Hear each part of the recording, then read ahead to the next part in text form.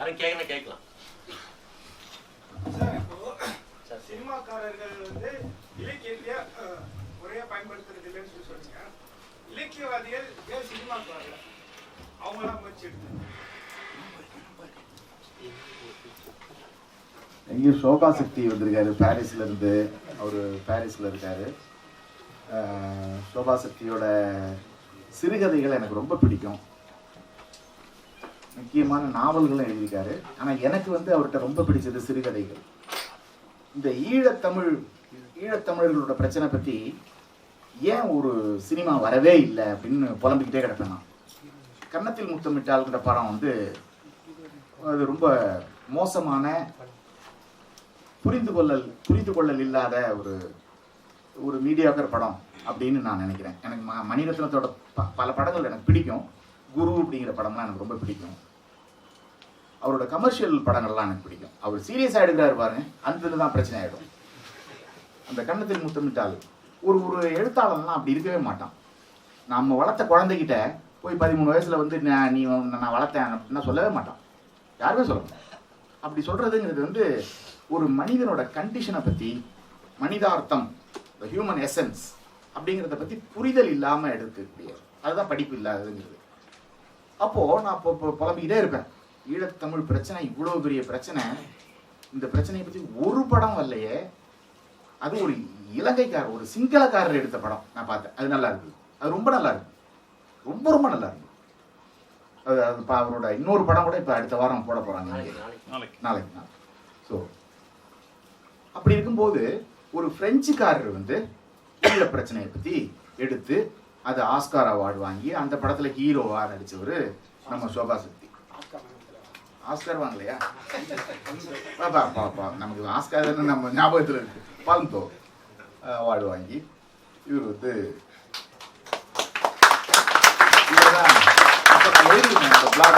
உண்மையான உலக நாயகன் இவன் தான் மேடையில் நின்றுட்டார்ல உலக சினிமா. அப்போ ஒரு பிரெஞ்சுக்காரரால தான் அதை வந்து எடுக்க முடியுது பாருங்க. அது வந்து பெரிய அவலங்க. அது அந்த உணர்வுகளை நம்ம புரிஞ்சுக்க முடியுமா? ஒரு பிரெஞ்சுக்காரன் புரிஞ்சுக்க முடியும். அங்கதான் வந்து படிப்போட இதை வந்து படிப்பு எல்லாத்தையும் ஒரு பிளெண்ட் பண்ணி சொல்றேன். ஆனா நம்ம கன்னத்தில் முத்தமிட்டாலும் நம்ம அந்த பிரச்சனையை நோக்கி போய் அதை எடுத்தாலும் அதை வந்து நம்மளால ஏன் எடுக்க முடியல அப்படிங்கிறது. நீங்க அந்த சிங்கள படம் பாருங்க. அந்த தலைப்பு என்ன? அதுல வந்து எழுதிருக்காரு. அதுதான். அதுக்கு நீங்க வந்து தமிழரா இருக்கணும், சிங்களக்காரரா இருக்கணும்லாம் அவசியம் இல்லை. அந்த கண்டிஷனை புரிஞ்சுக்கிற ஒரு ஆளா இருந்தா போதும். அப்போ ஏன் போகல அப்படிங்கிற கேள்வி, ஜெயமோகன், எஸ் ராமகிருஷ்ணன்லாம் போயிருக்காங்க. அவங்க வந்து வெறும் அசிஸ்டன்ட் டைரக்டரால எழுதக்கூடியது தான் அவங்க எழுதிட்டு இருக்காங்க. அவங்க எப்படி போறது? டைரக்டரை பார்க்கறதுக்கே 3 வருஷம் வெயிட் பண்ண வேண்டியதுதான். புரியுதுல்ல? இப்போ நீங்க வந்து கமலுக்கும் புவியரசுக்கும் உள்ள நிலைமையை சொன்னேன். அங்க போய் வேணும்னா அந்த அசிஸ்டன்ட் டைரக்டர்ல ஒரு அசிஸ்டன்ட் டைரக்டர் சொன்னாரு, ஒரு பெரிய பிரபலமான டைரக்டரை வந்து 3 வருஷ காலம் தினம் ஒரு ஆஃபீஸில் போய் 6 மணிக்கு 7 மணிக்கு போய் நின்று 3 வருஷ காலத்தில் முடிஞ்சு நான் பார்த்துட்டேன் அப்படின்னு. அந்த மாதிரியா நாங்கள் போய் நிற்க முடியும்? எப்படி எதுக்கு போய் நிற்கணும்? போகலை. என்ன கூட நிறைய பேர் கேட்டிருக்காங்க, ஏன் நீங்கள் சினிமாவுக்கு போகலைன்னா, எங்கே கதவு திறந்துருக்கு, யாருக்கிட்ட போகிறது, என்ன செய்தி, எப்படி எது போகிறது? எனக்கு ஒன்றுமே புரியல. எப்படி போகிறது? முதல்ல எனக்கு வந்து நீங்கள் வந்து ஏன் கிரிக்கெட்டே ஆடலைங்கிற மாதிரி இருக்கு. ஓகே, சினிமாவும் இலக்கியமும் தான் இப்போ நம்ம பேசிக்கிட்டு இருக்கோம். அப்போது சினிமா தான் இலக்கியத்தை நோக்கி வரணுங்க ஒழிஞ்சு இவன் அடையாளமே இல்லாத இவன் போய் எப்படி நிற்க முடியும்? ஒன்றும் இல்லை. இப்போ பாரதி ராஜா வந்து சினிமான்னு ஒரு படம் எடுத்தாரா? அந்த படத்துக்கு வசனம் நம்ம சாரு நிவேதாவை எழுத சொல்லலாம்ப்பா அப்படின்னா 15 பேர் எதிர்த்தாங்களாம் அவரோட அசிஸ்டன்ட் டைரக்டர்ஸ். என்கிட்ட சொன்னார், 15 பேரை எதிர்த்து நான் எப்படி உங்களை கூப்பிடுறதுன்னு எனக்கு இதாக போயிடுச்சு. ரொம்ப வில்லங்கமான ஆளுன்னு 15 பேர் சொன்னாங்க. ஏகோபித்த ஒரு பேர் வாங்கியிருக்கீங்க அப்படின்னாரு. அந்த மாதிரி. ஆனால் நேரில் பழகி இவ்வளோ நல்லவராக இருக்கிறீங்களே எப்படி எதுன்னு அந்த மாதிரி எங்கே போய் நிற்கிறதுனா சரி. மற்ற எழுத்தாளர்கள்லாம் எப்படி அவங்கள இன்னொன்று, உங்கள் கேள்வி வந்து ரொம்ப முக்கியமான கேள்வி. இவரை வந்து அவங்க எப்படி ரிசீவ் பண்ணுவாங்க? நான் போய் சோபா சக்தி அப்படின்னா, யார் நீங்க? நான் வந்து எழுத்தாளர். சரி, நான் அடுத்த படம் எடுக்கும்போது உங்களுக்கு வசனம் எழுதுறதுக்கு சொல்றேன், நான் போயிட்டு வாங்க அப்படின்ட்டு. அதான் அதனால அப்படி போய் நிக்க முடியாது. இன்டராக்ஷன் தான் வேற மாதிரி நடக்கணும். இன்னொன்னு, ஒரு பெரும் கவிஞன், ஒரு ஒரு நம்பர் 1 ஆக்டர், 2 பேரும் மீட் பண்றாங்க. மீட் பண்ணும்போது 6 மணி நேரம் அந்த மீட்டிங் நடக்குது. 6 மணி நேரம் அவரோட போனை என்னால், அவரு அந்த இடத்துல இருக்காருன்னு எனக்கு தெரியாது. ஃபோன் வந்து ரீச் ஆகுது. என்னங்க ஆச்சு? சோழ பார்க்க போயிருந்தேன், 2 பேரும் பேசிக்கிட்டு இருந்தோம். என்னது 2 பேரும் பேசிக்கிட்டு இருந்தீங்களா? அப்படிலாம் இங்கே இந்த ஊரில் அதிசயம் நடக்காத அப்படின்னதும், ஆமாம் அவர் பேசிக்கிட்டு இருந்தாரு, நான் கேட்டுக்கிட்டு இருக்கேன். 6 மணி நேரம் பேசிக்கிட்டு இருக்காருங்க. இல்லை, அவர் 60 மணி நேரம் பேசிக்கிட்டு இருப்பாருன்னு நான் கேள்விப்பட்டிருக்கேன். அவர் வந்து அன்னைக்கு 6 மணி நேரம் இருந்ததுனால 6 மணி நேரம். இன்னொருத்தர் இருக்காரு 30 மணி நேரம் தொடர்ந்து 40 மணி நேரம் பேசுறவர், ஒரு எழுத்தாளர். அவரும் அந்த நடிகரும் நண்பர். இது 2 பேரும் 40 மணி நேரம் பேசுவாங்களே, எனக்கு மண்டையை வெடிச்சிட மாதிரி இருந்துச்சு. எப்படியே சாத்தியம் அப்படின்னா, எழுத்தாளர்களோட நண்பர்கள்லாம் சொல்றாங்க, ஆமா இது இவரு போய் அங்க நிக்க முடியுமா? அவர் பேசுவாரு, இவரு கேட்டுட்டு இருக்காரு அப்படின்னாங்க. அது மாதிரி அந்த மாதிரிலாம் வந்து நம்மளால இருக்க முடியாது, எழுத்தாளர்கள்லாம் இருக்க முடியாது. பணம் கிடைக்குதுன்னு 1-2 பேர் போகலாம், தவிர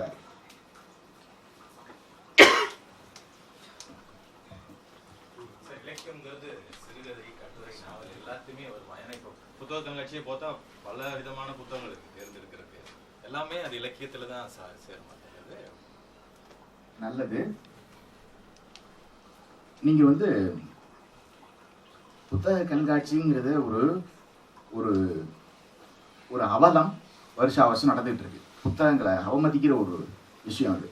அதாவது எல்லா ஊர்ல உள்ள பல மாநிலங்கள்ல, பல நாடுகள்ல புத்தக கண்காட்சினா 100 ஸ்டால் இருந்துச்சுன்னா அதுல ஒரு 90 ஸ்டால் இலக்கியம் சம்பந்தப்பட்ட ஸ்டாலா இருக்கும். ஒரு 10 ஸ்டால் தான் வந்து பல்ப் ஃபிக்ஷனுக்கானதா இருக்கும். இங்க நம்ம ஊர்ல 90 ஸ்டால் வந்து இந்த மாதிரி கமர்ஷியல் புத்தகங்கள் விற்கிற ஸ்டால் அல்லது டிக்ஷனரி விற்கிற ஸ்டால். மீதி 10 ஸ்டால் தான் இலக்கிய இது. அதுவும் வந்து எங்கெங்கயோ பூந்து இருக்கு, கண்டுபிடிக்கிறதும் கஷ்டம். எனக்கே கஷ்டமா இருக்கு. அதனால இலக்கியம்னா என்னன்னு தெரியாத ஒரு சூழல் வந்துருச்சு. அப்போ ஒண்ணும் இல்லை, நீங்க வந்து தினமலர்ல வர்ற இலக்கிய பகுதியையும் தினமும் தமிழ் இந்துவும் படிக்க வேண்டியதான். இந்த மாதிரி கேள்விக்கு அதான் பதில். அசோகமித்திரனை ஆரம்பிக்கலாம். சோபா சக்தி இருக்கிறதுனால அவருக்கு பேர் ஞாபகம் வருது, சோபா சக்தி. அப்புறம் வந்து நான் வந்து இந்த முன்னோடி எழுத்தாளர்களை பற்றி ஒரு புக் எழுதியிருக்கிறேன், பழுப்பு நிற பக்கங்கள்னு. அது ஒரு கைடு மாதிரி இருக்கும், உங்களுக்கு யாரெல்லாம் படிக்கலாம் அப்படின்னு அதில் இருக்கும். அந்த மாதிரி புத்தகங்களை வந்து நீங்கள் அடிப்படையான புத்தகங்களை வாங்கி படித்து இலக்கியத்தை வந்து நீங்கள் பரிச்சயப்படுத்தி கொள்ளலாம். அப்போ படிச்சுக்கிட்டோம்னா இந்த மாதிரி கேள்வி வராது. நான் கூட சில ஃபோட்டோகிராஃபர்ஸ்கிட்ட போய் இந்த கேமரா என்ன விலை அப்படின்னு கேட்டிருக்கேன். ஃபோட்டோகிராஃபர்கிட்ட இந்த கேள்வியை கேட்டால் கொலை பண்ணிடுவாங்க. என் ஃபோட்டோகிராஃபர் தான் சொன்னார், இது மாதிரி எல்லாரும் இந்த மாதிரி கேள்வி கேட்குறாங்க, இதை விட ஒரு அவமானம் ஃபோட்டோகிராஃபர் கிடையாது அப்படின்னு. இந்த மாதிரி அது மாதிரியான கேள்வி தான், நமக்கு தெரியாம தானே கேட்குறோம். அதனால அதுதான் இலக்கியம். அதுதான் இப்போ நான் சொன்னதுதான், அறிமுகப்படுத்திக்கிறது தான். நம்ம கதை நாவல் படிக்கும் போது கூட நிறைய பல்ப்ல போயிடும். பல்ப்னா இந்த வணிக எழுத்து, பொழுதுபோக்கு எழுத்து. அப்போ நீங்க வந்து இந்த மாதிரி ஒரு பத்திரிகைகள், காலச்சுவடு, உயிர்மை, உயிரெழுத்து அப்படின்லாம் பத்திரிகைகள் வருது. அப்ப இங்க வந்து நீங்க இந்த மாதிரி இடங்கள்ல வந்து தேடலாம். அருண்ட்டே கேட்கலாம், இந்த மாதிரி எனக்கு இலக்கியத்துல ஈடுபாடு இருக்குங்க, என்ன புக்குங்க படிக்கலாம் அப்படின்னு கேட்கலாம். நம்ம தேடி கண்டுபிடிச்சிட்டே இருக்க வேண்டியதுதான். இதே சினிமாவோட ஒப்பிட்டு பார்க்கலாம்ல, எப்படி இலக்கியம் பொல்யூட் ஆயிருக்கோ அதே மாதிரி சினிமாவும் பொல்யூட் ஆயிருக்கு அப்படின்னு கம்பேர் பண்ணிக்கலாம்ல. சினிமா பொல்யூட் ஆயிருக்குன்னு நான் சொல்ல மாட்டேன். சினிமாவில் உள்ளவர்களுக்கு இலக்கியம் தெரியல, அதனால அந்த நான்சென்ஸா வந்துகிட்டு இருக்குன்னு சொல்லலாம். எழுதுறவங்களுக்கே இலக்கியம் தெரியலன்றதுதான் இப்போ விவாதிச்சு கரெக்டா. எல்லா புக்கையும் வந்து இலக்கிய தரத்தோட இருக்குன்னு சொல்ல முடியாதுல்ல. அப்படி சொல்ல முடியாது. ஏன்னா வந்து இப்போ அசோகமித்திரன் இருக்காரு, அவருக்கு வந்து என்ன சொல்றது, அவர் மிகப்பெரிய சாதனையாளர் தமிழ்ல. சோபாசக்தி இருக்காரு, எனக்கு தெரிஞ்சு சோபாசக்தியெல்லாம் இலக்கியத்துக்காக தான் வாழறாரு. அவர் அப்படி சொல்லிக்க மாட்டாரு. ஆனா அவர் மட்டும் இல்ல, இன்னைக்கு இலக்கியத்தை கை கொண்டவன், பேனாவை எடுத்தவன் எல்லாருமே இலக்கியத்துக்காக தான் வாழ்ந்துட்டு இருக்கான். ஒவ்வொருத்தருமே ஒரு கொரில்லா மாதிரி தான். குடும்பம் கிடையாதுங்க, வீடு கிடையாது, வீடு கட்டுறது கிடையாது, எதுவுமே இல்லை, இலக்கியம் மட்டும்தான். அதனால உங்களோட கேள்வி வந்து அடிப்படையிலே தப்பு. இலக்கியவாதிக்கு இலக்கியம் தெரியாதுன்னா யாரும் சொல்ல முடியாது. இலக்கியம் தெரிஞ்சு படிச்சு அதே வேலையா தான் அவங்கெல்லாம் வர்றாங்க, அதே வேலையா தான் இருக்கிறாங்க. இப்போ இவரை பார்த்து நீங்க மூச்சே விடலைன்னு நான் சொல்ல முடியாது. அவரு மூச்சு தான், அவரு தான் மூச்சு, அவரு தான் எல்லாமே. மூச்சு தான் அடிப்படை. அவரோட அடையாளம், அவர் உயிர், நான் உயிரோட இருக்கேங்கிறதுக்கு நான் சுவாசிக்கிறது தான் என்னோட அடையாளம். அப்படிதான் இலக்கியமும். அப்ப நீங்க மூச்சே விடலை அப்படின்னா இல்லைங்களா, ஏதோ ஒண்ணு தப்பா ஒரு அனுபவம் உங்களுக்கு வந்திருக்குன்னு நினைக்கிறேன். உங்களோட எக்ஸ்பீரியன்ஸ் வந்து தப்பு. இலக்கியவாதி வந்து எழுத்தாளர்களை வந்து தவிர்த்து பாக்குறாங்களா? கிரைம் நாவல் எழுதுறவங்க எல்லாம் வந்து இலக்கியத்துல சேர்த்துக்க மாட்டாங்களா? ஆமா ஆமா, அந்த போக்கு இருக்குல்ல, கிடையாது, அந்த போக்கு இருக்குல்ல, அதே தானே சினிமாவும். இப்ப சினிமா நீங்க சங்கர் எப்படி நீங்க அவாய்ட் பண்ணி பாக்குறீங்களோ அதே தானே சினிமாவிலயும் நடக்குதுன்னு சொல்லி சொல்றாங்க. இல்ல நீங்க கேக்குறதே எனக்கு புரியல. முதல்ல கேட்டது புரிஞ்சது, புரியல. எழுத்துல வந்து வணிக எழுத்து இலக்கியம்னு இருக்கிற மாதிரி சினிமாவிலையும் வணிக சினிமா கலை சினிமான்னு இருக்குன்னு சொல்ல வராரான்னு தெரியல. கேட்கிறாருன்னு நினைக்கிறேன். சங்கர்லாம் வந்து வணிக படம், கேளிக்கை படம் இருக்கிறாரு. ஆமா, எழுத்துல அந்த மாதிரி வணிக எழுத்து இருக்கு. அப்போ கலை நல்ல நல்ல சினிமா அப்படிங்கிறது தான் தமிழ்ல மிகப்பெரிய ஒரு பிரச்சனையா இருக்கு. சங்கரெல்லாம் விட்டுருவோம். நம்ம அங்காடி தெரு மாதிரியான படங்கள் தான், அல்லது விசாரணை மாதிரியான படங்கள் தான் ரொம்ப பிரச்சனைக்குரியதா இருக்கு, மோசமா இருக்கு அப்படின்னு நான் சொல்ல வர்றேன். அவங்களோட அண்டர்ஸ்டாண்டிங்கே தப்பு. அங்காடி தெருவோட அண்டர்ஸ்டாண்டிங்கே தப்பு. உலக சினிமாவெல்லாம் அது போய் நிக்காது, தூக்கி எரிஞ்சிருவான். விசாரணையோட பேஸே தப்பு. வன்முறையை வந்து கொண்டாடுறாங்க அந்த படத்துல. விசாரணையில விசாரணையோட வெற்றி விழாவை ஏதோ ஒரு விழாவில் வந்து நான் என்ன கேட்டேன்னா, நண்பர்களே, டெல்லியில அந்த பஸ்ஸில் ஒரு ரேப் சம்பவம் நடந்துச்சுல்ல, 5 பேர். அந்த 5 பேரும் இங்க இருந்தா நீங்க என்ன பண்ணுவீங்க? அடிச்சு கொண்டுடுவீங்கல்ல அப்படின்னு கேட்டேன். எல்லாருமே ஆமான்னு. அந்த கொலை வெறி வருது இல்ல, தப்பானவனை ரேபிஸ்ட அடிச்சு கொல்லணும்னு வருது இல்ல, அது மாதிரிதான் அந்த போலீஸும் இருக்காங்க அந்த படத்துல. அப்ப நீங்களும் அவங்க போலீஸும் ஒண்ணு தானே. அப்ப போலீஸ் உங்க மண்டையில இருக்காரு அப்படின்னு சொல்ல வந்தேன். விசாரணை ரொம்ப மோசமான படம், அது வந்து ஒரு விஜய் படம் தான் அது அப்படின்னு சொல்ல. அதனால மாற்று சினிமா தான் இங்க பெரிய பிரச்சனைக்குரியதா இருக்கு தமிழ்ல, அண்டர்ஸ்டாண்டிங் இல்லாதனால. அந்த நீங்க அந்த அங்காடி தெருவில் பார்த்தீங்கன்னா ஏழையெல்லாம் நல்லவன், பணக்காரன்லாம் கெட்டவன் அப்படிங்கிற இந்த ஒரு இந்த பைனரி இதில் கொண்டு வந்து, அதானே எம்ஜிஆரோட தான், எம்ஜிஆரோட அத்தனை படங்களோட இதுவும் அதான். ஸோ அந்த நுவான்சஸே இல்லாமல் அண்டர்ஸ்டாண்டிங் ஒரு பர்செப்ஷனே தப்பாக இருக்குங்கிறது தான் பிரச்சனை.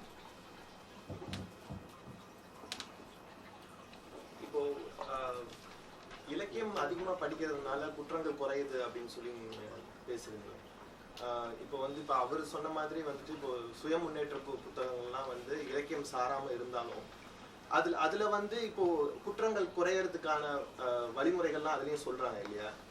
ஸோ ஏன் அதை வந்து நீங்கள் அங்கீகரிக்க மாட்டீங்க? ஏன் அங்கீகரிக்க மாட்டேங்கிறாங்கன்னா, பேப்பர் படிக்கிறதுனால தான் ஒவ்வொரு நாளும் குற்றம் அதிகமாயிட்டு தான் இருக்கு. அதில் எந்த கருத்து முரண்பாடும் இருக்க முடியாது. ஏன்னா குற்றங்கள் வந்து கொடூரமாக அதிகமாயிட்டு இருக்கு. அதுக்கு ஒரு காரணம் ஏழ்மை வந்து ரொம்ப ஏழைகள் ரொம்ப கீழே ஏழைகளாக போயிட்டே இருக்கிறாங்க, பணக்காரர்கள் ரொம்ப மேலே போயிட்டு இருக்காங்க. அந்த ஏற்றத்தாழ்வு ரொம்ப கடுமையாக அதிகமாயிட்டே போகுது ஒன்று. ஆனால் ஒட்டுமொத்த சமூகத்தோட அந்த நாடியே காணா போயிடுது, கரெக்ட் ஆயிடுச்சு அப்படிங்கிறது. குற்றவாளி வந்து வறுமையினால நிறைய பேர் குற்றம் பண்றது இல்லை. ஒரு பெரிய ஆர்டிஓவா இருக்கான், அவன் 6 கோடி ரூபாய் பணம் வச்சிருக்கான், அவன் இப்ப ஜெயிலுக்கு போயிட்டான். அவன் தன்னோட நலனே அவனுக்கு தெரியல. ஒட்டுமொத்த சமூகமே லௌகாயத அந்த அந்த பணத்தை நோக்கி ஓடிக்கிட்டு இருக்கு. அதுதான் தன்னுடைய இன்பம், சந்தோஷம் அப்படின்னு நினைச்சு ஓடிக்கிட்டே இருக்கான். கோவில்ல கூட்டம் அதிகமாயிட்டே இருக்கு, குற்றங்கள் பெருகிக்கிட்டே இருக்கு. அது எப்படி?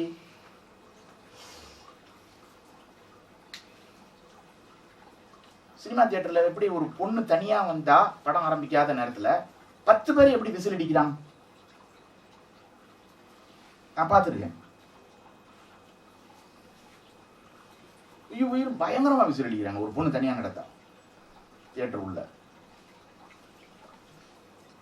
சரி, பெண்களுக்கு எதிரான வன்முறை அதை விட்டுருவோம். பொதுவாகவே வன்முறைங்கிறது வந்து ஒன்றும் இல்லைங்க. ஆக்சிடென்ட்லாம் நடக்குது இல்லைங்க நம்ம ஊர்ல, தொடர்ந்து ஆக்சிடென்ட் நடக்குது இல்லைங்க. அந்த ஆக்சிடென்ட் நடக்கும்போது அந்த இறந்து போனவரோ அல்லது காயம்பட்டவருக்கோ ஒன்று இறந்து போயிடுறாங்க அல்லது காயம் அடைஞ்சிடுறாங்க. அவங்களோட வீட்டுக்கு உடனே தொடர்பு கொள்ளணும்னு போலீஸ் ட்ரை பண்ணும்போது அவங்களோட மொபைல் போன் இருக்கிறது இல்லை. இந்தியா முழுக்க இதான். மிஷ்கினோட ஒரு படத்துலையும் அது பார்த்தேன். போலீஸே எடுத்துட்டு போயிடுறாரு.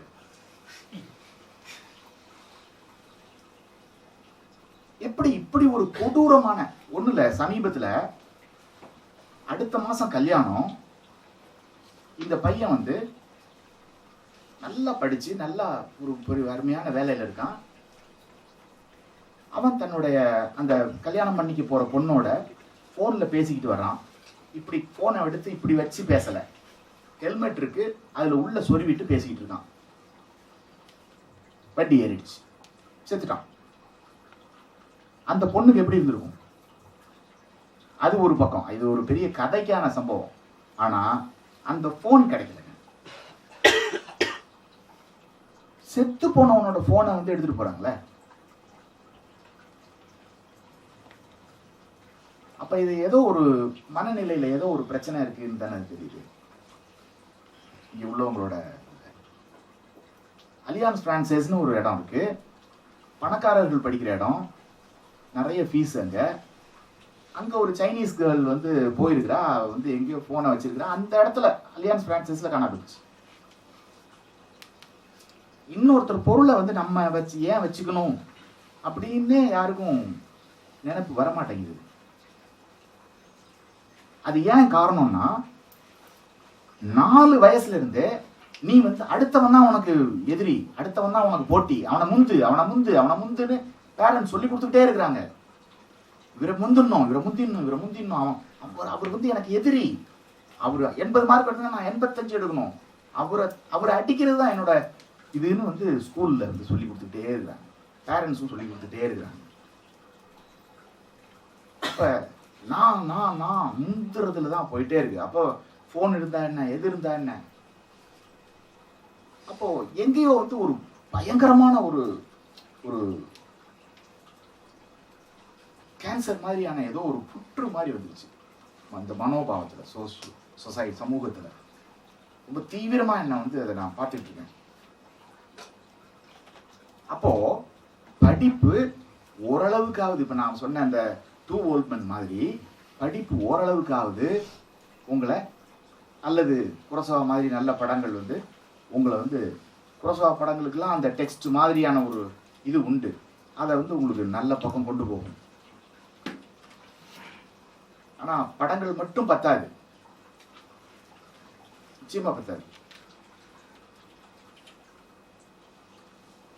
அதை புரிஞ்சுக்கிறதுனாலும் அது வந்து இலக்கியம் தேவை. சில புத்தகங்கள் வந்து ரொம்ப நல்லா இருக்கும், ஆனா விலை அதிகமா இருக்கு. குறிப்பிட்ட அடக்கவில்லை. இப்போ உங்க புக்கு முதல்ல ஆமாம், படிக்கல, 1000 ரூபா படிச்ச 1000 ரூபாய் அப்படின்னு சொல்லி. ஸோ அப்போ அந்த மாதிரியான கண்டிஷன் இருக்கிறதும் ஒரு நல்ல புத்தகம் படிக்கும். அது சம்பந்தமா அது ஒரு முக்கியமான கேள்வி. அடிக்கடி நிறைய பேர் அந்த மாதிரி கேட்குறாங்க. நம்ம வந்து பணம் சேர்த்து தாங்க வாங்க வேண்டியிருக்கு. ஏன்னா நீங்க அசைவம் சாப்பிட்ற ஆளா இருந்தா தெரியும், ஒரு வஞ்சிரம் மீனை 1 கிலோ வந்து 1000 ரூபாய் விற்கிதுங்க, இல்லைங்களா? சுறா மீன் சாப்பிட்டு ரொம்ப காலம் ஆச்சுண்ணா, போய் விலையே கேட்க முடியல. அப்படி சாப்பாடு சரி ஒன்று ஒரு குடும்பத்தோட சினிமாவுக்கு போகிறோம், இந்த எக்ஸ்பிரஸ் அவென்யூவுக்கு போகிறோம். எக்ஸ்பிரஸ் அவென்யூ தானே, எக்ஸ்பிரஸ் என்க்ளே எக்ஸ்பிரஸ் அவென்யூ. அந்த எக்ஸ்பிரஸ் அவென்யூவுக்கு போகிறோமா, அங்கே போனோம்னா ஒரு 3 பேர் போகிறோம்னா அங்கே போய் உள்ளுக்குள்ளேயே தான் அந்த இது இவ்வளோ பெருசாக அது ஒன்று கொடுக்குறான், பாப்கார்ன் பிடிச்சி அது வந்து அதை வாங்கி சாப்பிட்டு எல்லாம் கொடுத்து 1000 ரூபா ஆயிடுது. ஒரு சாதாரண சினிமா ஷோவுக்கு போகிறதுக்கு 1000 ரூபாய். அப்போ புத்தக விலையை குறைக்கலாம். எப்போ குறைக்கலாம்னா வாங்குறதே 500 பேர் தானே வாங்குறாங்க. நீங்க எந்த பதிப்பாளரும் லாபத்தில் நடத்துற மாதிரி எனக்கு தெரியல. என்ன எல்லாம் வந்து பயங்கர நஷ்டத்தில் தான் நடத்திட்டு இருக்காங்க. இவ்வளவு விலை வச்சுமே ராயல்ட்டிலாம் வந்து ரொம்ப ரொம்ப கேவலமா தான் ராயல்ட்டிலாம் கிடைச்சிட்டு இருக்கு.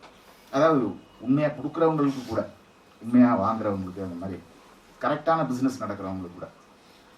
ஒன்றும் இல்லை, எங்க தெருவுலங்க எப்பவுமே நிரந்தரமான ஒரு போர்டு லாண்ட்ரி கடையில போட்டு வச்சிருக்காரு, 25,000 ரூபாய் சம்பளம், மாத சம்பளம், ஆள் தேவைன்னு. இது பண்றது ரொம்ப உஷ்ணமா வேற இருக்கும், ரொம்ப கஷ்டம். ஒருத்தருமே வர மாட்டேங்கிறாங்க. 25,000 ரூபாய் வாடகை, இது சம்பளம். அதே மாதிரி ஒரு டெய்லர் வச்சு அவர்கிட்டையும் 25,000 ரூபாய் சம்பளம், ஆட்கள் தேவை. நான் கேட்டேன், ஆளே கிடைக்க மாட்டேங்களா? வரவே மாட்டேங்கிறாங்க சார் அப்படிங்கிறாங்க. அப்போ ஒரு தையல் கலைஞர், ஒரு லாண்ட்ரிக்காரர் 25,000 ரூபா 20,000 ரூபா சம்பளம் கூட என்னோட ராயல்ட்டியை பெருக்கி பார்த்தா எனக்கு வந்து ராயல்ட்டி வந்து மாதம் என்னோட சம்பளம் வந்து 10,000 ரூபா தான். அதனால தான் அந்த புத்தகங்களை வந்து விலை அதிகமாக வைக்க வேண்டிய ஒரு கட்டாயம். சரி, இப்போ பெருமாள் முருகனுடைய ரைட்டிங்ஸ் பற்றி பேசுறதாக வச்சுக்கோங்க. இப்போ ஃபிலிமில் வரக்கூடிய பெஸ்ட்டு ரீடர்னு சொல்லிட்டு ஒரு ஃபிலிமில் வரக்கூடிய அந்த பிரச்சனைகள், இப்போ பெருமாள் முருகனும் வந்து ஒரு நல்ல ரைட்டர் தான், ஆனால் அவருடைய ரைட்டிங்ஸ்லேயும் பிரச்சனைகள் இருக்குது. இப்போது அந்த ஃபிலிம் மேக்கர்ஸ்குள்ளும் பிரச்சனைகள் இருக்குது. பெஸ்ட்டு ரீடராக இருந்தாலுமே கூட ரைட்டர்ஸ்குள்ளுமே உள்ள பிரச்சனை இருக்குது. அப்போ அது எப்படி ஓவர் கம் பண்ணுறது? அது எங்கேருந்து வருது அந்த பிரச்சனை? இப்போ பெருமாள் முருகனுடைய ஒர்க்கில் பார்க்கும்போது ஆண்டி தலித் இஷ்யூஸ்லாம் வருது, அது நம்ம பார்க்கணும். ஃபிலிம் மேக்கர்ஸ் கிட்டயுமே வந்து அது மாதிரி இருக்குது. இப்போ பரதேசி சொன்னீங்க, ரொம்ப இல்லை இது நம்ம இது வந்து ரொம்ப ஸ்பெசிஃபிக்கான ஒரு பிரச்சனையா இருக்கு. நீங்க கேட்கறது வந்து ஒரு ஸ்பெசிஃபிக்கான ஒரு விஷயமா இருக்கு. இப்போ வந்து சோபா சக்தியின் நாவல்களில் ஏன் இந்த போர் சம்பந்தமான பொதுமைத்தன்மை இல்லை என்று நான் அவதானிக்கிறேன்னு நான் ஒரு பாயிண்ட் எடுத்தேன்னா, அதை பற்றி நம்ம இங்கே பேசக்கூடாது. அது வந்து ஆய்வு கட்டுரைகளில் பேச வேண்டிய விஷயம். நம்ம வந்து பெருமாள் முருகனை பற்றி இங்கே பேச இல்லை.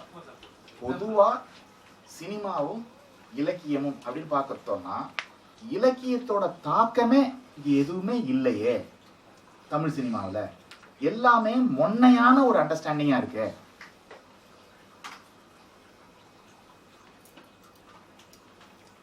அதுவும் ரொம்ப சங்கரோட படம் என்ன ரொம்ப பாதிச்சிருச்சு. 50 ரூபா லஞ்சம் வாங்குறவனெல்லாம் தூக்கி போட்டு சாத்து கொல்லுன்னா எங்கேயோ இருக்கான். ஸ்ட்ரக்சரே எப்படியோ ஒரு மாதிரி இருக்கு. அதிகாரிகள் இருக்காங்க, இது அரசியல்வாதியோட இதுதான் தெரியுது. அதிகாரிகளோட ஊழல் வந்து கண்டே பிடிக்க முடியல, யாருக்குமே தெரியாது, பத்திரிகைகள்ல வரவே வராது. ஒன்றும் இல்லைங்க, ஒரு அதிகாரி எக்ஸ்பிரஸ் அவென்யூவில் கொண்டு போய் காரை சண்டே அன்னைக்கு நிறுத்திட்டு, அந்த காரை வந்து 4 மணி நேரம் நிறுத்தினா ஏதோ 200 ரூபா இன்னும் ஆகும்போது அந்த 200 ரூபா பில்லை கொண்டு வந்து மண்டே ஆஃபீஸில் கொடுத்து ரீஇம்பர்ஸ் வாங்குறான்.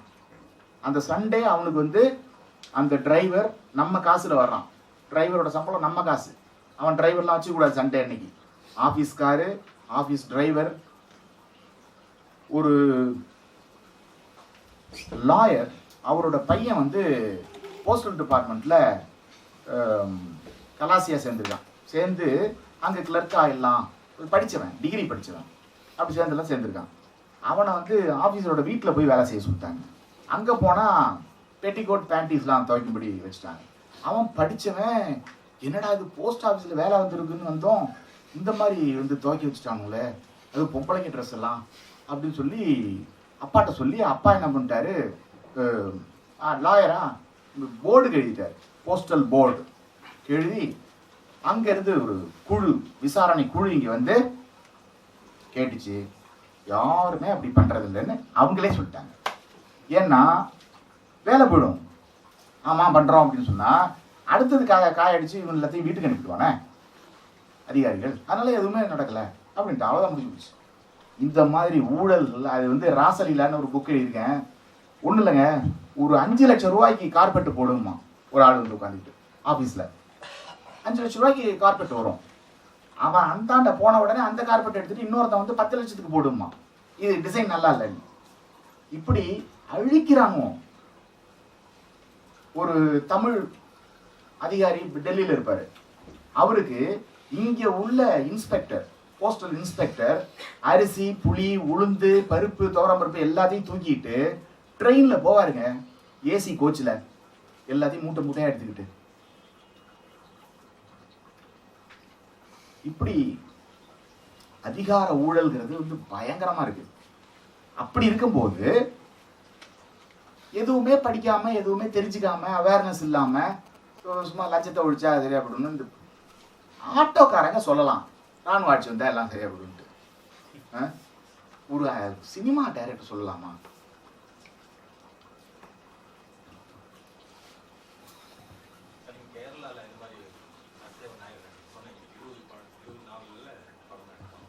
ஆமா,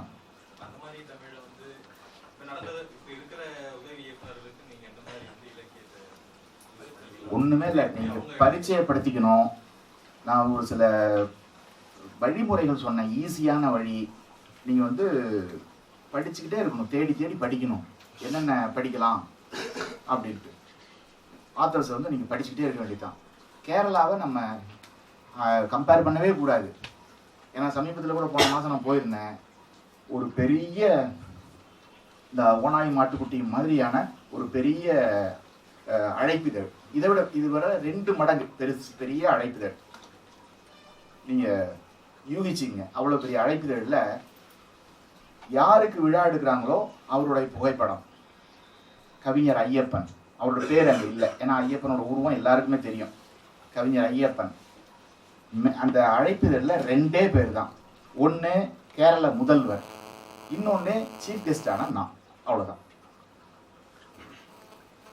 அந்த மாதிரி ஒரு ரைட்டருக்கு ஒரு முதலமைச்சரோட முதல்வரோட உட்காந்து பேசுறதுக்கு அங்கே வந்து பார்க்க, அவ்வளோதான். இங்கே தான் கை கட்டின்னு நிற்கும்.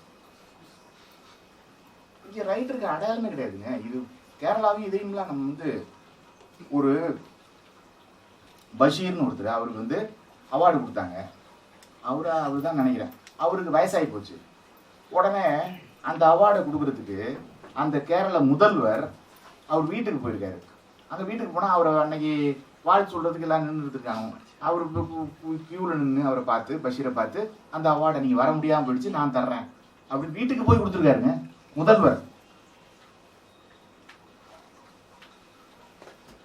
சத்யஜித் ரேக்கும் வந்து பிரெஞ்சு பிரசிடென்ட் இங்கே கல்கத்தாவுக்கு வந்து தான் கொடுத்தாரு அவார்டை. இப்போ நம்ம பொதுவாக இங்கே பொதுமக்கள் பார்க்கறது வந்து பெரும்பாலும் தமிழ் சினிமாவும் ஹாலிவுட் சினிமாவும் தான் இங்கே பெரும்பாலும் பார்க்குறாங்க. ஆனால் நீங்கள் வந்து ஆக்சுவலாக மற்ற சினிமா, மற்ற நாட்டில் இருக்கிற சினிமா, பொலிவியா நாடு, அந்த மாதிரி சினிமாவெல்லாம் நீங்கள் அதிகமாக அங்கீகரிக்கிறீங்க. இப்போ ஹாலிவுட் சினிமா வந்து நீங்கள் முழுக்க முழுக்க வெறுக்கிறீங்களா? இது வந்து ஹாலிவுட் சினிமாவை வந்து நம்ம தமிழ் சினிமா ஃபாலோ பண்ணுச்சு அப்படின்னா மொத்தமாகவே தமிழ் சினிமா மேலே வரவே வராது அப்படின்றது தான் அவங்க எண்ணமா? 2 விதமான சினிமா இருக்குன்னு நான் நினைக்கிறேன். ஒன்று ஐரோப்பிய சினிமா. நான் நினைக்கிறது, நான் என்னோட கருத்து தப்பாக கூட இருக்கலாம், ஆனால் ரொம்ப காலமாக நான் என்னுடைய அப்சர்வேஷன் அதாக தான் இருக்கு. ஐரோப்பிய சினிமா, ஹாலிவுட் சினிமா. நம்ம தமிழ் சினிமா ஹாலிவுட் சினிமாவை ஆதர்சமாக கொண்டிருக்கு, அதை தான் தன்னுடைய டார்கெட்டாக வச்சிருக்குங்கிறதுனால தான் இப்படி இருக்கு. அது ஐரோப்பிய சினிமாவோட பக்கம் போகலை அப்படிங்கிறது என்னோட ஒரு அப்சர்வேஷன். குரோசவா கூட ஹாலிவுட்டுக்கான மாஸ்டராக தான் இருந்திருக்காரு. ஏன்னா அவரோட படங்கள்லாம் அந்த ஹாலிவுட்டுக்கான ஆதர்சம் தான், மாஸ்டர். ஆனாலும் இந்த ஒரு ஏன்னா பெர்க்மன் கிடையாது. ஒரு டியூரின்ஸ் ஹார்ஸ்னு ஒரு படம் இருக்கு. டியூரின்ஸ் ஹார்ஸ், அந்த படத்தை அவசியம் பாருங்க. ஒரு ஹங்கேரியன் இயக்குனர் எடுத்தது. அந்த படம் மாதிரிலாம் ஹாலிவுட்ல ஒரு படம் வர முடியாது. இன்னொன்று, நான் வந்து கடவுள் இருக்காரா இல்லையா அப்படின்னாலும் கடவுள் தான் அங்கே மையம். அந்த மாதிரி விவாதத்துக்குள்ளேயே நான் போக விரும்பலை. ஹாலிவுட் படத்தோட சாதக பாதகங்களை பற்றி நான் பேசவே விரும்பலை. அப்படி பேசினாலுமே ஹாலிவுட்டை தான் நம்ம மையப்படுத்துகிறோம். அதனால அந்த மையப்படுத்துதலையே நான் வந்து புறக்கணிக்கிறேன். நம்ம ஆப்பிரிக்கன் சினிமாவை பற்றி பேசுவோம்.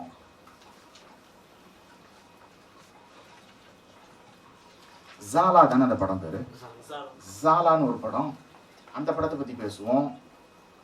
இன்னைக்கு நான் சொன்ன அங்கோலன் ஃபிலிம், அதை பற்றி பேசுவோம்.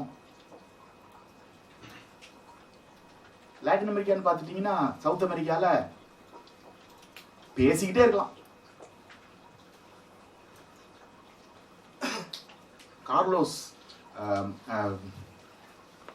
கிளாபர் ரோச்சான்னு ஒரு ஆளு. கிளாபர் ரோச்சாவோட படங்களை பாருங்க. காட்ஃபாதர்லாம் சொல்றாங்க, ஓகே காட்ஃபாதர் நல்ல படம் தான். ஆனா கிளாபர் ரோச்சாலாம் மாஸ்டர். இங்க இந்தியாவில் உட்காந்துட்டு குரோசவான்னு சொல்லிட்டு இருக்கோம். கிளாபர் ரோச்சாவை பாருங்க. குரோசவா விட எந்த வகையிலையும் கீழே இருக்கிற ஆள் இல்லை கிளாபர் ரோச்சா. பெரிய பெரிய பெரிய மேதைகளா இருக்கிறாங்க அங்க தென் அமெரிக்கால. நமக்கு பேரே தெரியல. அதனால நம்ம வந்து ஹாலிவுட் படங்களை பற்றி அதிகமாக அதில் உள்ள இருக்கிற இந்த பல்ப் ஃபிக்ஷன், டாரண்டினோ அதெல்லாம் பற்றி பேசிகிட்டு இருக்கோம். நிறைய மாஸ்டர்ஸ் வந்து அங்கே இருக்காங்க.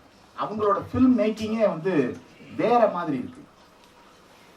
ஃபில்ம் மேக்கிங்னு நான் சொல்றது வந்து படம் எடுக்கும் தொழில்நுட்பத்தை இல்லை, ஃபில்ம் பற்றின அவங்களுடைய கான்செப்ஷன், பெர்செப்ஷன். உதாரணமாக இப்போ சொன்னேன்ல, அந்த புரட்சிகர நடவடிக்கையில் ஈடுபட்டு 11 வருஷம் ஜெயிலில் இருந்து அந்த அனுபவத்தை, தான் பார்த்த சக தோழனோட அனுபவத்தை நாவலா எழுதுறான். அதை வந்து சாரான்னு ஒரு பெண் படமா எடுக்கிறான். அவ யாருன்னா பேட்டில் ஆஃப் அல்ஜியர்ஸ்ங்கிற படத்துல வந்து வேலை பார்த்தவர். இப்படி வந்து சினிமாங்கிறது வேற மாதிரி இருக்கு. அப்போ சரி, இது புரட்சி ஒரு சினிமானா அப்ப நீங்க புரட்சியில ஈடுபடணும்னு சொல்லுவீங்க இருக்கு. இல்ல வேண்டாம். டியூரின்ஸ் ஹார்ஸ்னு ஒரு படம் இருக்கு, அந்த படத்தை பாருங்க. அந்த படத்துல இடைவேளை வரை ஒருத்தன், ஒரு வயசானவன் குதிரை வண்டியை ஓட்டிக்கிட்டே இருப்பான். அவ்வளவுதான் படம், இடைவேளை வரைக்கும். காவியம்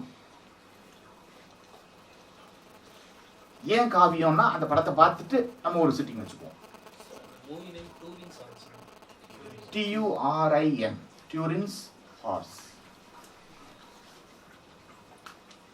அது துரின்னு சொல்லுவாங்களா என்னன்னு தெரியல, Italy. Turin's horse, Turin's horse. எனக்கு ஒரு சின்ன சந்தேகம் கேட்கறதுனால இலக்கியத்துக்கு எதிரானவன்னு நினச்சிக்காதீங்க, இலக்கியம் தெரியாதவன்னு நினச்சிக்கோங்க. நீங்கள் வந்து விசாரணை ப்ரெஸ் மீட்டில் அந்த மாதிரி பேசியிருந்தீங்க படத்தை பற்றி. பாரதி ராஜா, புறம் வரவங்க எல்லாருமே போனாங்க அந்த படத்தை பற்றி. மனுஷன் இப்படி எடுத்து வச்சிருக்கான், அப்படி மாறன் அப்படின்னு போனாங்க. அந்த மேடையிலேயே அந்த படத்தை பற்றி ரொம்ப யூடியூப்லேயே பார்த்தீங்கன்னா ஸ்பாக்டன்ற வார்த்தை யூஸ் பண்ணியிருப்பாங்க. பிரித்து மெஞ்சிட்டு இருக்காங்க அந்த படத்தை பற்றி. ரொம்ப நீங்கள் பேசியிருந்தீங்க. அந்த படம் நல்லா இல்லைன்னு சொல்லிட்டு ஒரு நல்ல படத்துக்கு ஒரு உதாரணம் சொல்லியிருந்தீங்க. அந்த கோர்ட்னு ஒரு படம் அந்த படம் நீங்களும் பார்த்துருப்பீங்கன்னு நினைக்கிறேன். அந்த படத்தில் இந்தியா லாஸ் பற்றி, ஒரு துப்புரவு பணியாளர் இறப்பை பற்றி, இந்த மாதிரி ஒரு சக மனிதனோட வழியை பற்றி தான் அந்த படம் சொல்லியிருக்கோம். இதுக்கு இலக்கியம் தேவையா சார்? பக்கத்தில் இருக்க அவனோட வழியை வந்து நம்ம புரிஞ்சுக்க முடியுது, அதை நம்ம வந்து பிரதிபலிக்க முடியுது ஒரு காவியம். அதுக்கு இலக்கியம் எந்த வகையில் உதவும் நீங்கள் வந்து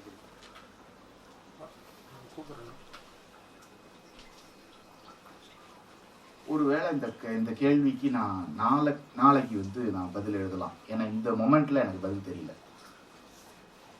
அது தப்புன்னு தெரியுது.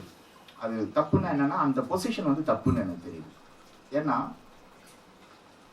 அந்த மாதிரி ஒரு படம் எடுக்கிறதுக்கும் அவன் வந்து ஒரு படிப்பாளியா இருக்கணும் அப்படிங்கிறது தான் எனக்கு. அதை நம்ம வந்து வேணா அந்த டைரக்டரை பத்தி படிச்சு பார்க்கலாம். இல்லைன்னா எங்கேயாவது தவறிடுவாருன்னு தோணுது. இந்த நம்ம பாலாவோட படத்துல தவறுன மாதிரி ஆன்டி தலித்தா போயிடுச்சு, ஆன்டி ஒர்க்கர் படமா போயிடுச்சு. அந்த படமே. அப்படி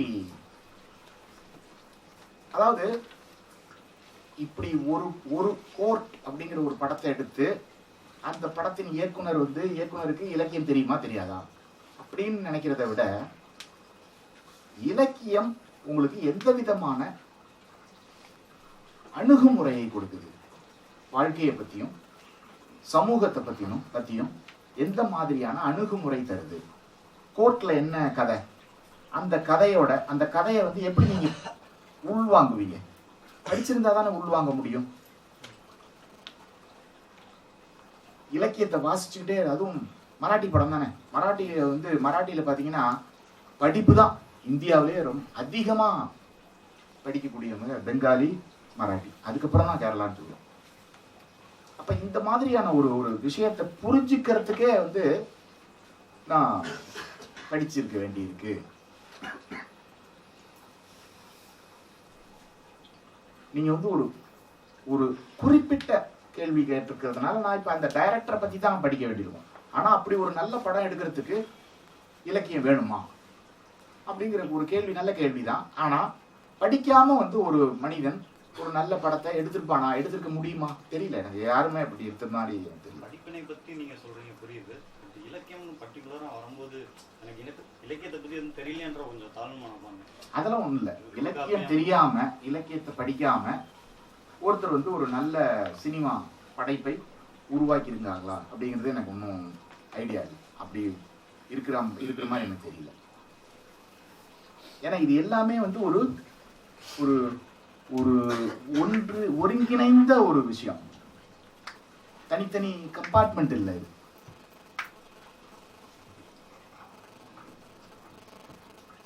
சினிமாங்கிறது வந்து ஒரு சக்ஸஸ் பண்ணுறதுக்காக தான் சார் எடுக்கிறாங்க. ஒரு சினிமா ஒரு டைரக்டர் எடுக்கிறாருன்னா அது வந்து ஹிட் ஆகும், அந்த படம் கமர்ஷியலி வந்து ஹிட் ஆகும். இப்போ ஒரு சமுதாயமே வந்து ஒரு சமூகமே படிப்பு இல்லாமல் இருக்கிறப்போ ஒரு டைரக்டர் வந்து படிச்சுட்டு நல்லா படிக்கிறாருன்னு வச்சுக்கலாங்க, அவர் ஒரு படம் எடுத்தாருன்னா இந்த படிக்காத சமூகம் வந்து அதை ஹிட் அதை வந்து சக்ஸஸ்ஃபுல்லாக கொண்டு போகுமா? பிரமாதமாக கொண்டு போகும். அப்போ ஏன்னா ஒரு அந்த விஷுவல் மீடியாவுக்கு வந்து அந்த பவர் இருக்கு. அது இம்மீடியட்டாக ஒருத்தரை வந்து போய் அவங்களோட இதயத்தை தொடர ஒரு இது இருக்கு விஷுவல் மீடியாவுக்கு. அதுதான் எல்லாரும் டிவி முன்னாடியே உட்காந்துட்டு இருக்காங்க. அதனால ஒரு நல்ல படத்தை நீங்க கொடுக்கும்போது அது வந்து அவங்களுக்கு உடனடியாக அந்த மக்கள்கிட்ட ஒரு சலனத்தை ஏற்படுத்துறதுக்கு கூட அது வந்து உதவியா இருக்கும். அவர் ஒரு கேள்வி கேட்டார் இல்லைங்களா, அந்த இலக்கியம் படிக்காம ஒருத்தர் படம் எடுத்துக்கிறாருன்னு. மேபி அவர் இலக்கியம் படிக்காம இருக்கலாம் ஒரு இயக்குனர், அவர் ஆனால் அந்த உலக திரைப்படங்களை பார்த்துட்டு இருந்திருக்கலாம்ல. அவங்க உலக திரைப்படங்கள் எடுத்தவங்களாம் இலக்கியம் படிச்சுட்டு எடுத்திருக்காங்க. ஸோ அவருக்கு இன்டைரக்டா அந்த ஒரு படிக்காம இருந்தா கூட அந்த தாட்டு உள்ள பூந்துருக்கலாம் அப்படின்னு ஒரு யோசனை தோணும். ஆராய்ச்சி சொல்றது தான் உங்களுக்கு பதில். ஏன்னா அவருக்கு இலக்கியம் வந்து வேற விதமா வந்து சேருது. இப்போ நீங்க பாத்தீங்கன்னா மகாபாரதத்தை நான் புத்தகமா படிச்சது இல்லை, ஆனா தொடர்ந்து மகாபாரதத்தை நான் கேட்டுக்கிட்டே இருக்கேன், அந்த படங்களை பார்த்துக்கிட்டே இருக்கேன். ஷேக்ஸ்பியரும் அப்படிதான். நான் எல்லா நாடகத்தையும் உட்காந்து புத்தகமா படிச்சதில்லை, ஒரு சில நாடகங்கள் தான் படிச்சிருக்கேன். ஆனா தொடர்ந்து அந்த படங்களை பார்த்துக்கிட்டே இருக்கேன். ரான் மாதிரி படங்கள் தொடர்ந்து ஷேக்ஸ்பியர் இந்த உள்ள போயிட்டே இருக்காரு. அப்ப உலக இலக்கியத்தை எல்லாம் உள்வாங்கி படம் எடுக்கிறாருல்ல டர்காவ்ஸ்கியும் பெர்க்மனும். அப்ப அந்த படங்களை நான் பார்க்கறது மூலமா எனக்குள்ள எல்லா இலக்கியமும் உள்ள வந்துகிட்டு இருக்கு அப்படி சொல்லுவோம். இப்போ சுஜாதா வந்து ஒரு வகையில உங்களுக்கு ஆசான் நீங்க சொல்றீங்க. இப்போ உங்களோட சில நாவல்ஸ் வந்து நீங்க படமா எடுக்கலாமே அப்படின்னு சொல்லி நீங்க ஒரு இதுல பேசுறீங்க. இப்போ சுஜாதாவோட இது நாவலோட நேரேட்டிவ் ஸ்டைல் பார்த்தீங்க அப்படின்னா ஒருத்தர் வந்து ஸ்க்ரீன் பிளேக்கு ரொம்ப கஷ்டமே பட தேவையில்லாத மாதிரி இருக்கும். இப்போ உங்களோட காமரூப கதைகளோ இல்லை எக்ஸைலோ எடுக்கிறோம் அப்படின்னா அது வந்து ஒரு முன்பின் போயிட்டு வரும் அந்த கதையெல்லாம். ஸோ ஒரு சாதாரணமாக படிக்கிற எனக்கு எப்படி இருக்கும் அப்படின்னா இது எப்படி வந்து இதை வந்து ஒரு ஸ்க்ரீன் பிளேவாக ரெடி பண்ணி படமாக எடுக்க முடியும்னு தோணும். அது உள்ள இருக்கிற ரொம்ப உள் சமாச்சாரம். நம்ம பொதுவான விஷயங்கள் பேசிட்டு இருப்போம். சுஜாதா வந்து ஆசான் அப்படின்னு சொன்னது என்னன்னா, முதல்ல எனக்கு சாண்டில்யன், கல்கி அவங்கள படிச்சுட்டு இருந்தேன். அந்த காலத்தில் அவங்க 2 பேரும் ஆசான். அப்புறம் வந்து ஜெயகாந்தனை படிச்சுக்கிட்டு இருந்தேன். அப்போ ஜெயகாந்தன் எனக்கு ஆசான். அதுக்கப்புறம் சுஜாதா படிச்சுட்டு இருந்தேன். அப்போ சுஜாதா ஆசான். அப்புறம் சுஜாதாவுக்கு பிறகு மேலே வரும்போது சுஜாதாலாம் எனக்கு வந்து என்னோட 5ஆம் கிளாஸ் வாத்தியார் மாதிரி தான் ஆயிட்டாரு. வாத்தியார் தான், ஆனால் எனக்கு 5ஆம் கிளாஸ் வாத்தியாரோட என்னத்தை நான் உரையாட முடியும்? ஏன்னா சுஜாதாவோட கணையாழியின் கடைசி பக்கங்கள்ல இருந்த சுஜாதா வேற, அவர் கமர்ஷியல் ரைட்டிங்ல வந்த பிறகு இருக்கிற சுஜாதா வேற. 2 சுஜாதா இருக்காங்க. அதனால எனக்கு தெரிஞ்ச சுஜாதா கணையாழியின் கடைசி பக்கங்கள்ல இருந்த சுஜாதா தான். அதுல அவர் சிவாஜி, கண்ணதாசன், பஞ்சவர்ணாசலம் எல்லாரையும் கிட்ட அடிச்சிருப்பாரு. அப்புறம் அவர் சங்கருக்கு எழுத வந்தபோது அப்ப உள்ள சுஜாதா வேற.